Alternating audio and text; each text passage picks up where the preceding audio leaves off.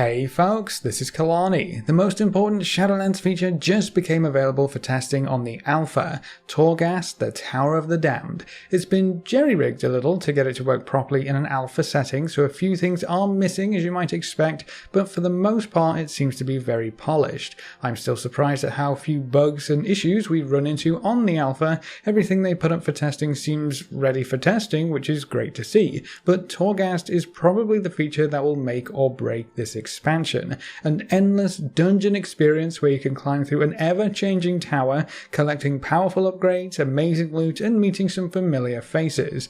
So, how is it on the alpha so far? Let's break it all down and take a closer look. Before we start, if you haven't heard yet, we are now streaming over at twitch.tv/KalaniTV. We played through Torghast live, which was a lot of fun. You should stop by and say hi. Okay, first things first. What is Torghast and why is it so important? Torghast is an endgame endless dungeon experience which draws from roguelike games. The way that it's set up, you shouldn't ever have any one Torghast experience be the same as the next. You climb through various floors, apparently endless floors, we'll get to that later, and each floor is different, but every time you run Torghast, the entire layout should be different again. Floor 14 isn't just floor 14. There's a lot of different floor 14s that you can come across, and the monsters will be different, the traps will be different, the rewards will be different, the power-ups will be different. Again, Torghast will just be different every time you enter. That's what makes this so amazing, if they get it right. And from so far what we've tested, they're doing a fantastic job building this feature. We're having a blast with it, and I know I've said it a few times on stream, but I think we could stay in Torghast all day and not get bored. The potential here is phenomenal. And I know the first question most of you probably have right now is there a timer? How is this going to work, Kalani? Do we have 5 minutes to clear the floor, or will it be another sanity bar that we have to fill up and maintain and manage? And no. None of that nonsense. In fact, there's no timer at all. If you want to take a break, a bit of a breather, you can do that. Go get a drink, get some food, take a bio break, walk the dog. The only threat you might face is a disconnect, or if you're gone long enough, an AFK logout. But even then, if you're playing in a group, a disconnect shouldn't matter too much. We disconnected a few times, but because one of us was always left in the tower, we just zoned straight back in. I actually tested that with solo queue right now. I popped myself into the tower, Alt F4'd, waited for about 2 or 3 minutes, went back in, and I was still in the tower. So a disconnect might not be that bad of a thing if you're in a safe spot. But no, there is no timer whatsoever. You can stay in here as long as you like, and your group can wait as long as it takes for you to get back in game if that's what they need to do. That's going to be incredibly important too, because you're going to want to take your time in Torghast and explore everything you can. The monsters here also require a bit more thought when compared to your typical trash mobs. The vast majority of the elite monsters have special effects and powers, and you'll want to take a moment to read any buffs or debuffs that pop up on the mobs or on yourself. Some monsters can't be properly killed and will keep spawning 30 seconds after you get their health to 0, so you need to get away from that spawn point pretty quickly. Some mobs deal increased damage with every cast they get off, some steal your health, some teleport back and forth, and then there's even one mob who vanishes after a brief period of time of you getting to DPS it, and it'll pop back up after about 15 seconds or so just to ruin your day. But thanks to the no timer deal, you can take your time with every new monster and learn how to fight it. There's no rush here. In fact, rushing will probably get you killed pretty quickly. Another thing to watch out for are the traps. There's quite a variety from what we've seen, and sometimes they're sneakily squirreled away in the walls or in corners you might not expect. There's traps that throw out constant arcane bombs, and if you get hit, you'll get randomly teleported and stunned. Definitely not something you ever want to happen while fighting monsters. Then we have fire traps, spike traps, frogger traps, even huge axe swinging traps. These traps are also randomly placed, so even if you do happen upon the same floor with the same layout, which is going to be incredibly rare, the actual setup of monsters, treasures, and traps will be different. Most traps also hit like a truck, some of them even one-shot you, so you are definitely going to have to be careful in Torghast.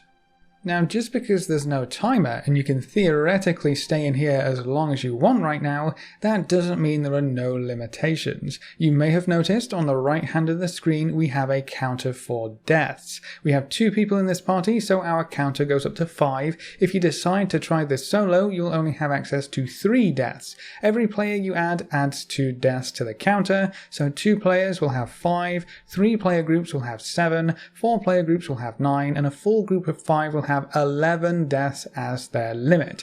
Every death from a group member is marked and counted, and if you ever pass your counter max, so if we die over 5 times in this group, the Tarragru will spawn. I know the previous post for Torghast suggested he might spawn on a timer anyway.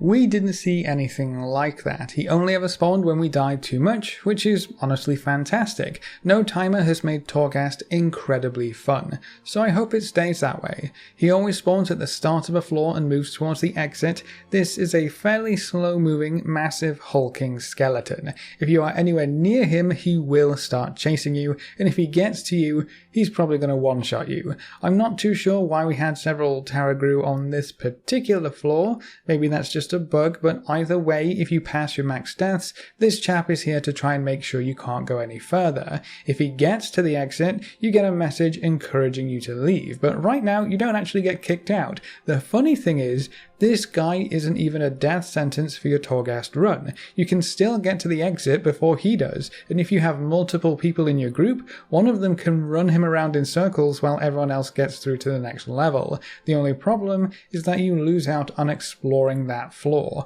which could mean you miss rewards, power-ups, NPCs. It's definitely not ideal, and as you go higher and higher in the tower, everything is going to get harder, so it's really important to explore as much as you can to get every possible upgrade available to make the climb just that little bit easier. But there is a limit here, even if it's not a timer. It's just your deaths, so the more you die, the less you're going to be able to climb, and if the Tarragru gets to the exit of the floor, that's going to be your Torghast run over.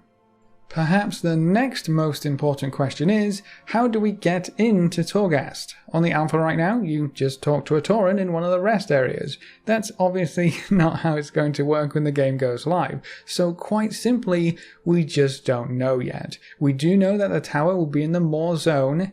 That's about it. We have no idea what currency we need, where to collect it, or how often we'll have access to Torghast. Right now I hope we have lots of access to the feature because it's just an amazing amount of fun. We're having a blast, and I think if you limit this system significantly, say only being able to enter it once or twice a week, I think that would be a huge shame. I know the dev team doesn't want us in here all day every day. They think it should be limited at least somewhat. We just don't know how much that will be. That will most likely pop up in beta testing if we don't get any solid information about it right now, but it sounds like the dev team isn't sure how to handle entry into Torghast just yet. They want to focus on the actual feature first and get that ready and tested rather than focus on how we're going to get in there. Personally, I think capping the rewards would be a better way of limiting our Torghast experience. So past the first 3 or 4 runs, you don't get any new loot, or maybe you don't get repeat loot on floors you've already cleared. So if you clear up to floor 15, you get loot the first time, and then if you go in again, you'll only get loot if you manage to get to floor 16. Something similar to that, to give you access to play the content, but not allow it to shower you in endless loot and gear.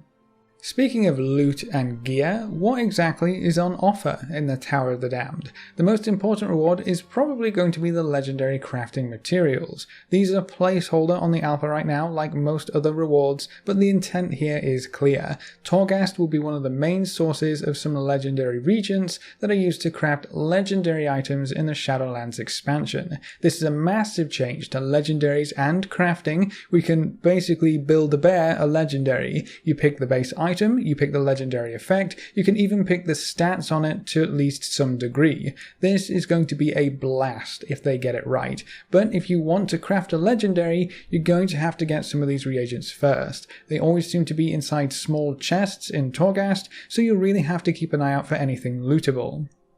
Each boss that we've killed also dropped a piece of placeholder gear. I think this is meant to be. It's just called Torghast boss loot, but it's separate from the other little currencies that we have access to. There's a boss on every 6th floor, so you'll always go up against 2 bosses on easy and 2 bosses on normal, and maybe as many bosses as you can get to on heroic. These are typically big health sponges with very dangerous attacks, so you need to keep your wits about you while you take them down.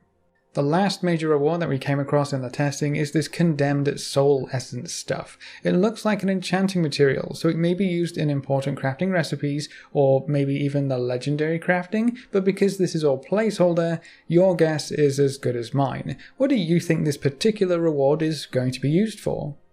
There are also different difficulties of Torghast you can play through on the alpha: easy, normal, and heroic. Easy starts you off at floor 1 and lets you go until floor 12, after that you get kicked out. Normal starts you at floor 13 and you can go until floor 24, after which you get kicked out, so you can only go so far on those 2 difficulties. There is a boss on floor 12 and 24, so right after that big end boss, that's where the difficulty ends. Heroic starts on floor 25, and from what we know is endless. I don't know if difficulties are going to work the same when this eventually goes live, but basically the higher you go, the harder it gets. So the real problem with higher difficulties is that you start so high up in the tower, therefore starting with big mobs that deal big damage, without any of your power-ups. If they let you go from floor 1 to floor 25 all through one difficulty, the potential for gathering up super brokenly overpowered anima powers is so high that you can probably just keep climbing at that point regardless of how difficult it gets. So the trick is definitely going to be getting as many anima powers as you can as early as possible in heroic and just taking things slow until that point. We tried heroic quite briefly. It's very dangerous. We struggled with one of the first monsters in one of our heroic runs, so it's definitely not for the faint of heart. But if you pull it off, you may be able to climb endlessly. We'll have to wait and see.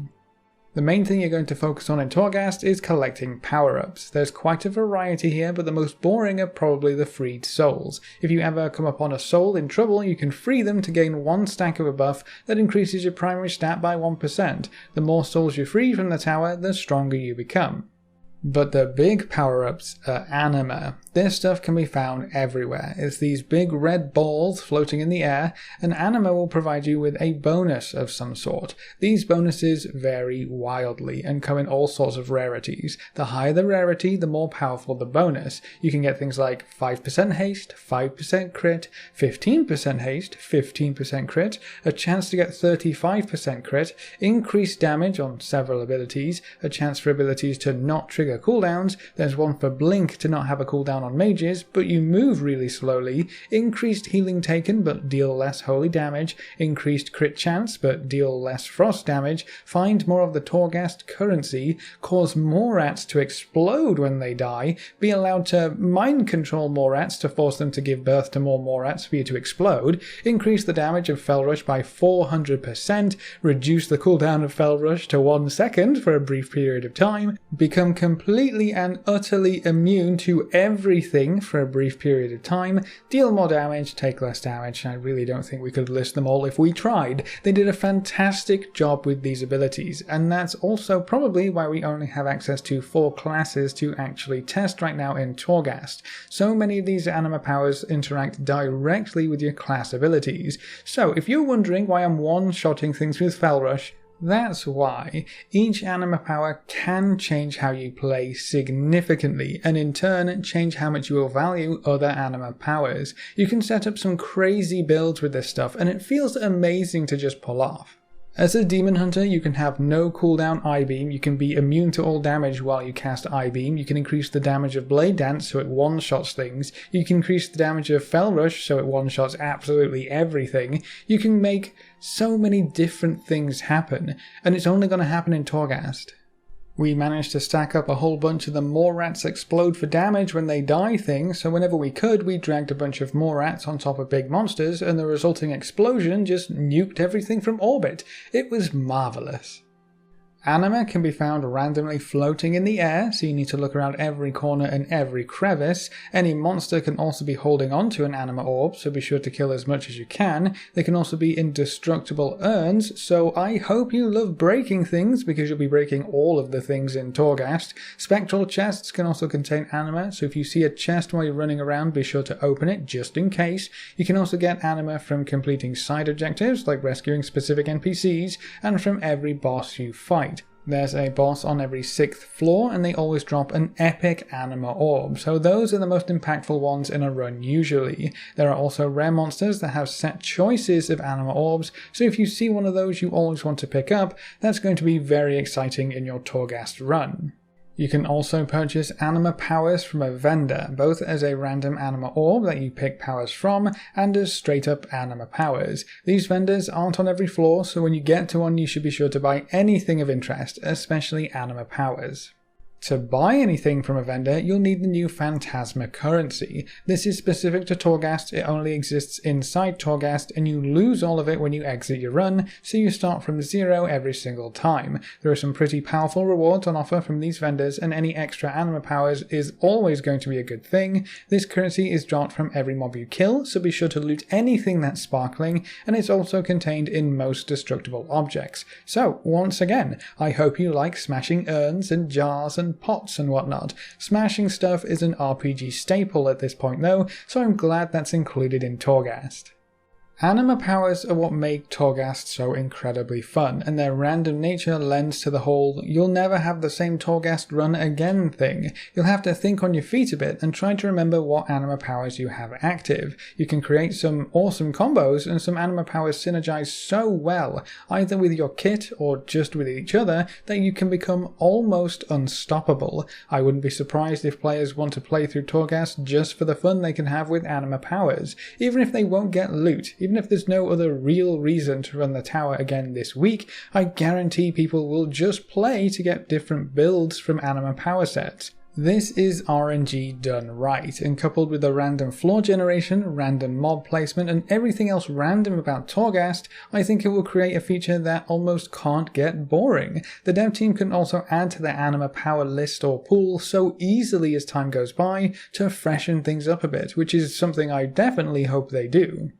Some of the chests that have anima inside are also pretty cool puzzles. They're locked chests, so you need to do a variety of things to open them. It could be a lever puzzle, where the levers need to be in the correct orientation to open the chest. It could be a rune puzzle, where clicking on different skulls will change a certain number of the runes, and each rune corresponds to a chain locking the chest. So you need to work through the runes to get rid of all of the chains. This one is very fun in my opinion, and then some of them just require you to find spectral keys hidden through the floor, which unlock the chest for you. Even more reasons to explore each floor you visit.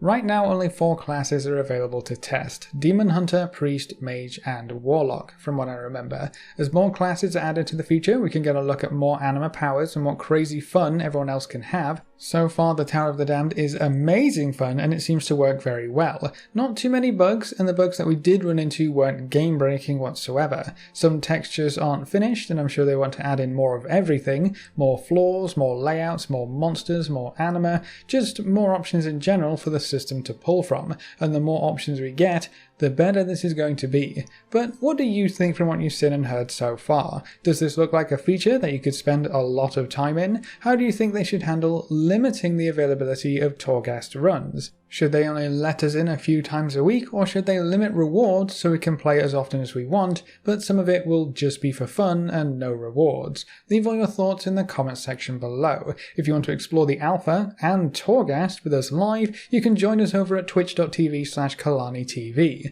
A big thank you to all of our supporters over on Patreon and our subscribers on Twitch. If you want to join these lovely guys and gals, you can find links in the description below. Remember to leave a like just below the video before you leave. If you want to see more, make sure to subscribe. But apart from that, thanks for watching folks, good luck and have fun, and as always I will see you next time.